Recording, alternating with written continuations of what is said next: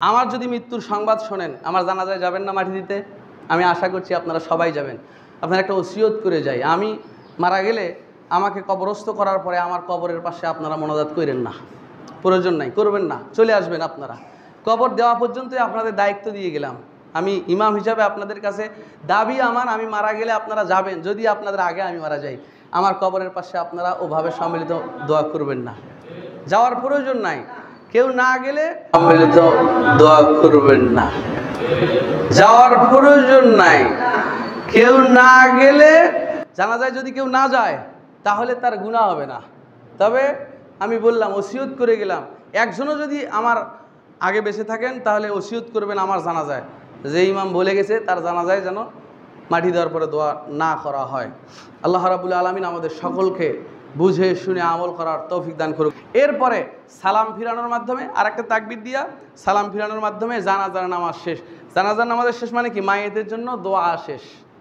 মানে এখন পরিষ্কার হইল তো, জানাজার নামাজ পুরোটাই মাইয়েতের জন্য কি? দোয়া। মনে হয় বুঝতে পারেননি কথা। এরপরেই কবরে নিয়া কবরস্থ করলে আপনার আমার দায়িত্ব শেষ হয়ে গেল। এরপরেও কবরের পাশে দোয়া করতে পারেন। রাসূল সাল্লাল্লাহু আলাইহি ওয়াসাল্লাম বলতেন, ইস্তাগফিরু লিআখিকুম, তোমরা তোমাদের ভাইয়ের জন্য দোয়া করো। যে যে যার মতো কবরের পাশে গিয়ে দোয়া করবেন, কোনো অসুবিধা নাই। তবে আমরা যেভাবে দোয়া করি, যেভাবে বাধ্যতামূলক ইমাম সাহেব মুসল্লিদের নিয়ে দোয়া করে, এই পদ্ধতিটা বাংলাদেশ, ভারত, পাকিস্তানে ভুলে, এখনও সৌদি আরবে, এখনও আরব জাহানে এভাবে দোয়া করা হয় না। তবে তারা কিভাবে দোয়া করে আমি তথ্য নিয়ে বলছি। তারা মাটি দেওয়ার পরে যে যার মতো হাত তুলে কবরের পাশে দোয়া করে। কবরের পাশে হাত তুলে যে যার মতো, কোনো ইমাম নাই, কেউ জোরে বলতেছে না। কি বুঝলেন? কেউ জোরে বলতেছে না। আমরা যেমন আমি যেভাবে করি আর কি, আমি জোরে জোরে বলি আর আপনি আমিন আমিন করেন না, এইভাবে এখনও আরব জাহানে নাই। খোঁজ নেন, লাগান, কেউ সৌদি আরবে থাকলে এখনও এইভাবে তারা দোয়া করে না। তারা যে যার মতো হাত তুলে দোয়া করে। এটাই রাসূল সাল্লাল্লাহু আলাইহি ওয়াসাল্লামের সুন্নাত। এইটাই রাসূল সাল্লাল্লাহু আলাইহি ওয়াসাল্লাম শিখিয়ে গেছেন যে ইস্তাগফিরু লিআখিকুম, তোমরা তোমার ভাইয়ের জন্য দোয়া করো, কবর জিয়ারত করো। রাসূল বলছেন জুরু মাকাবিরাকুম, তোমরা কবর জিয়ারত করো, কবরের পাশে গিয়ে দোয়া করো। অবশ্যই দোয়া করবেন, দোয়া করা উচিত। কিন্তু যে পদ্ধতিতে আমরা করি, এই পদ্ধতিতে জায়েজ নয় বা বাধ্য করি, এটা গুনাহের কাজ। কেন? রাসূল সাল্লাল্লাহু আলাইহি ওয়াসাল্লাম বলছেন, মান আমিলা আমালান লাইসা আলাইহি আমরুনা ফাহুয়া রাদ। কেউ যদি এমন কোনো কাজ করে যেটা আমি মুহাম্মদ সাল্লাল্লাহু আলাইহি ওয়াসাল্লাম করি নাই, তাহলে সেটা প্রত্যাখ্যিত, সেটা বাতিল, সেটা করা যাবে না। আশা করছি বিষয়টা স্পষ্ট হয়েছে। আমি জানি আপনারা, আমি যতই বলি এ নিয়ম আপনাদের পরিবর্তন হবে না। তবে না হয় আমি হকটা আপনাদের বলে দিলাম, সত্যটা বলে দিলাম, আপনারা করবেন, গুনার ভাগীদার আপনি হবেন।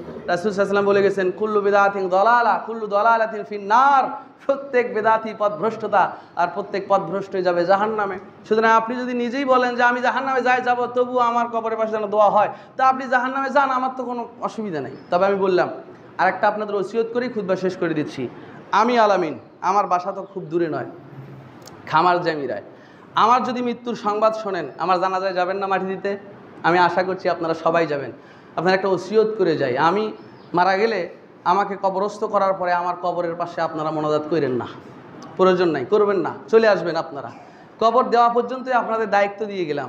আমি ইমাম হিসাবে আপনাদের কাছে দাবি আমার, আমি মারা গেলে আপনারা যাবেন, যদি আপনাদের আগে আমি মারা যাই, আমার কবরের পাশে আপনারা ওভাবে সম্মিলিত দোয়া করবেন না। যাওয়ার প্রয়োজন নাই, কেউ না গেলে, জানাজায় যদি কেউ না যায় তাহলে তার গুনাহ হবে না। তবে আমি বললাম, ওসিয়ত করে গেলাম, একজনও যদি আমার আগে বেঁচে থাকেন তাহলে ওসিয়ত করবেন আমার জানাজায়, যে ইমাম বলে গেছে তার জানাজায় যেন মাটি দেওয়ার পরে দোয়া না করা হয়।